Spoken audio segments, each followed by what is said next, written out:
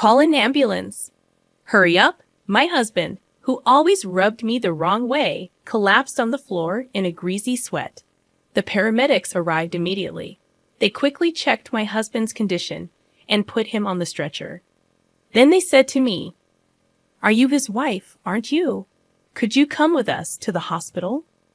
My husband was placed on the stretcher, and he looked at me with pleading eyes. I met his gaze squarely.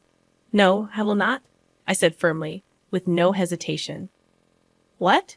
My husband's voice came out as if he had lost his mind. "This man is a stranger, so I am not coming. Please take care of the rest." "Wait, Lydia, what?" "Wait." I then confronted my husband with something I had been carrying in my pocket for the past few days. The moment he saw it, his face turned even paler. "How dare you treat me like a slave all these years? This is my revenge. I will never forgive you. My name is Lydia. I'm a 36-year-old housewife, living in a rented apartment with my husband, Caleb. I was introduced to Caleb by a colleague at work when I was still employed full-time. Despite being more of an introvert, I occasionally attended parties, invited by my colleague who had many friends. One day, I reluctantly agreed to join a barbecue with his friends. There, I met Caleb. Surprisingly, we connected instantly despite my initial reservations. Caleb, the outdoorsy type, turned out to be sociable and humorous. We exchanged contact information, went out for dinner and shopping, and eventually started dating. After several years of dating, Caleb proposed, and we got married. Caleb had always been kind, taking me out of my indoor lifestyle. However, over the past few years, he started to do and say things that made me feel a little uncomfortable. I quit my job and became a housewife because Caleb himself wanted me to. However, he often made sarcastic remarks about it. For example, when I got sick and was late cooking dinner, he would say, "Lydia, why isn't my dinner ready yet?" "Hi, sorry, I was sick today. I had a rest earlier, and I couldn't get up. Can you go take a bath first?" He would reply, "Huh? What's that? You're a housewife. You should at least take care of the meal." Caleb never seemed to worry about my health, which made me very sad. Another time, I mentioned a reunion in my hometown, saying, "Hey, Caleb, there's a reunion coming up in my hometown. I'll finish my chores, so can I go?" He would simply respond with, "Suit yourself." Well, being a stay-at-home wife is great, you know. I envy you, Lydia. You get to play around with the money your husband makes. Although Caleb was usually really nice to me, carrying my purse and bringing me flowers after work, there were times when he acted like a jerk. I even thought maybe he wanted me to work, so I suggested taking a part-time job. However, Caleb insisted that was not the case, and in the end, I remained a full-time housewife. One day, one of Caleb's relatives called me out of the blue. I picked up the phone feeling a little defensive. The relative on the other end of the line called my name in a panic, "Lydia. Caleb's mother has collapsed." I froze at the unexpected words. According to my relative, she had gone to visit my mother-in-law a few hours earlier and found her lying in the yard. An ambulance had rushed to the scene and taken my mother-in-law to a general hospital. In a panic, I ran out of the house and arrived at the hospital. I was told that her condition was still unpredictable. As we discussed this, Caleb came running in out of breath. We moved to the hospital room to check on my mother-in-law, who was sleeping in bed. Her body was covered with various tubes, and it was painful to watch. "Mom," my husband called out to her, but she did not respond. Caleb stayed in the hospital room for the rest of the day, and I decided to go home to gather everything needed for the hospital stay. After a while, my mother-in-law recovered enough to sit up by herself. However, it was difficult to do anything without someone's help. I was glad she could get up, wondering if she would be able to walk again with continued physical therapy. As her discharge date approached next week, I said this to Caleb, and then he started to say something I didn't understand. "Oh yeah, are you ready? We'll be leaving this house next week, so you'd better start packing our stuff." I couldn't comprehend what he meant. Caleb seemed annoyed, as if he didn't like my reaction. We don't need this house since we are going to live with my mom at my parents' house. You are still as dense as ever, aren't you? Does that mean I'm going to live with my mother-in-law after she gets out of the hospital? I never heard anything about that. Did you decide to move in together without talking to me? Have you already canceled the lease on this house? When I said that, my husband became even more grumpy. Of course, I've already canceled the lease. It's the right thing for us to do as a family, to live together and help her. Don't tell me you don't want to live with her, do you? I'm the one who makes a living, so I won't accept any complaints, he said, and went back to his room with deliberate footsteps. I never thought that Caleb would take such a hardline approach. I can't believe he's canceling the lease on this apartment. I have no choice but to move out. I know he is worried about his mother, but this is too much. I sighed deeply. A few days passed, and suddenly I was living with my mother-in-law. I had never been a caregiver before, so everything was new to me. I had to spend most of my day feeding, bathing, and toileting for my mother-in-law. She didn't want me to take care of her, and she hardly communicated with me. Furthermore, when I tried to talk to her, she would hide in bed, saying she was in pain. When my mother-in-law was healthy, we didn't have a bad relationship. In fact, we sometimes exchanged delicious-looking snacks we found at the department store. Perhaps she was too frail to care for others. On the other hand, my husband Caleb, who had forced us to move in together, rarely came home.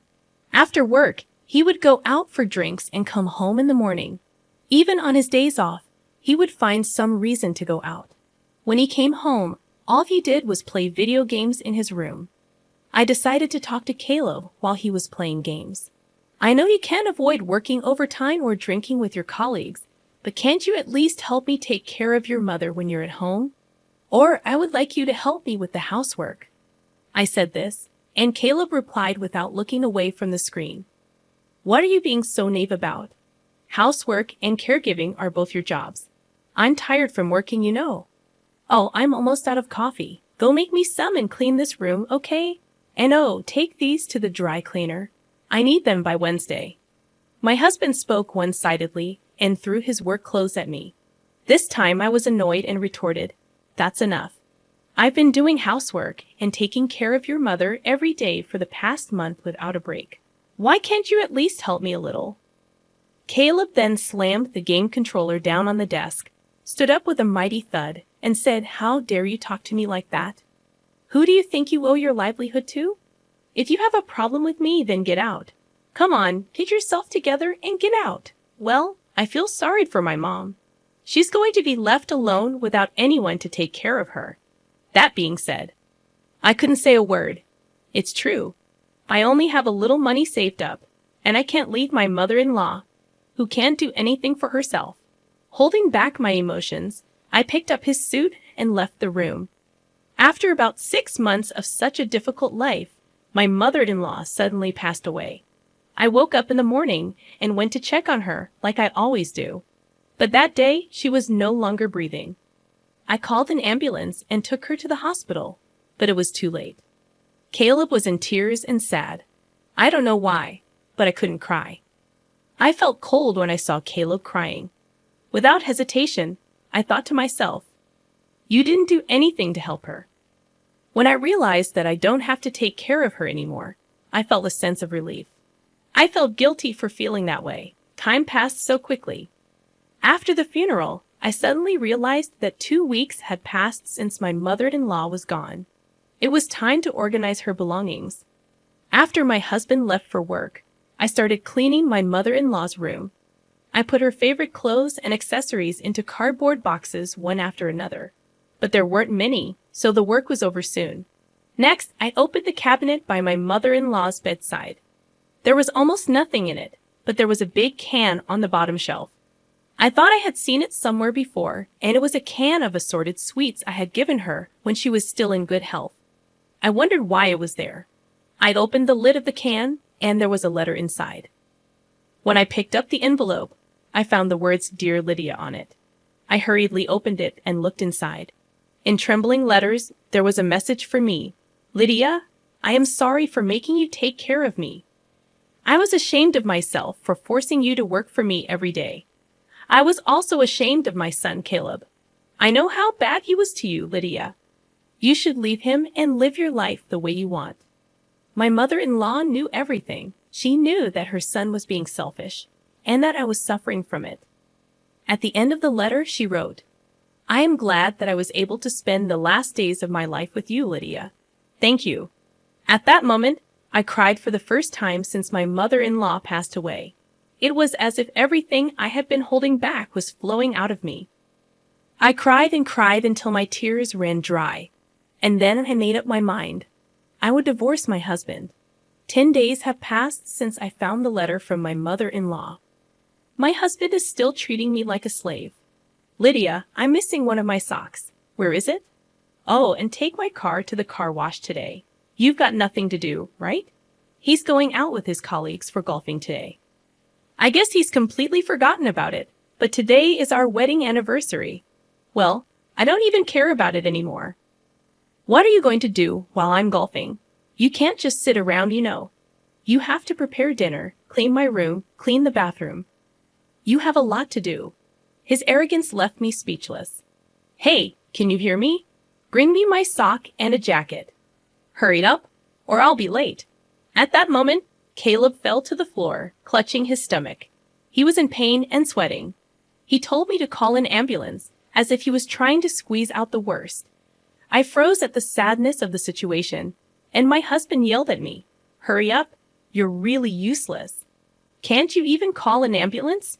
Hearing these words, I became strangely calm. Then I called 911, and within minutes, an ambulance arrived with paramedics. The paramedics quickly assessed Caleb's condition and placed him on a stretcher. As they put him on the stretcher, they said to me, You're his wife, aren't you? Would you come with us to the hospital? Caleb looked at me with pleading eyes as he was placed on the stretcher. I looked him right in the eye and said, No, I will not. I said that firmly, with no hesitation. Caleb's voice came out as if he had lost his mind. This man is a stranger, so I am not coming. Please take care of the rest. Then I confronted Caleb with something I had been carrying in my pocket for the past few days. The divorce papers that I was forced to sign when we had a fight a while ago. My husband had always told me that if I disobeyed him, he would serve me with the divorce papers. Caleb tried to snatch the divorce papers from me, but he couldn't seem to move due to the pain, so he had to lean back on the stretcher without any efforts. Excuse me, but please leave now, I said.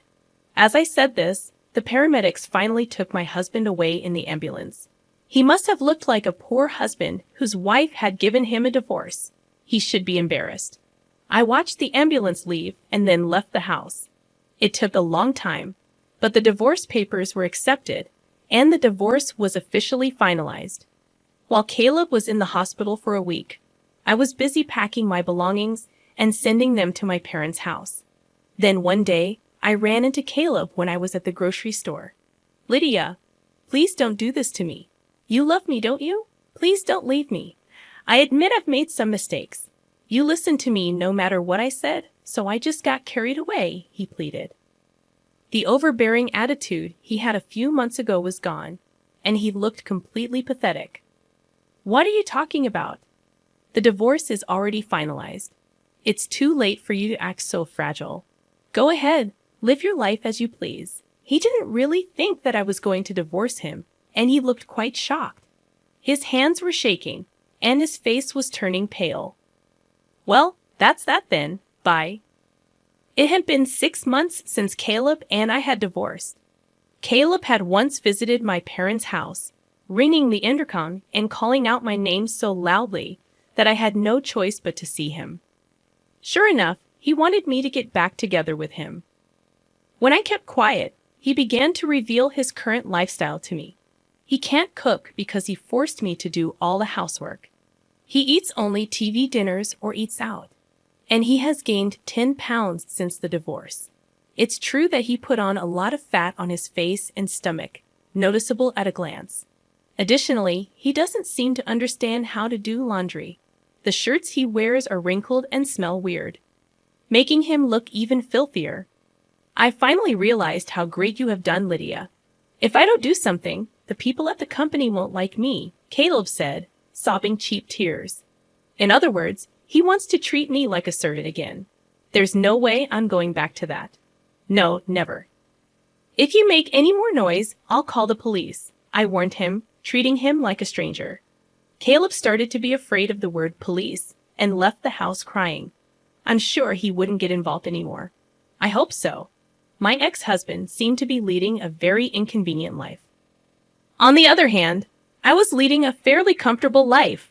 For a while, I stayed at my parents' house, but now I have a small apartment and live alone.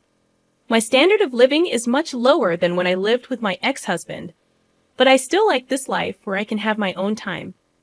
I thought it would be difficult to get another job at my age, but a friend of mine happened to have a connection with someone who retired, and I was able to get a job to take her place. I feel so happy to be able to spend time and money only on myself, without anyone telling me what to do. From now on, I want to take care of myself at my own pace.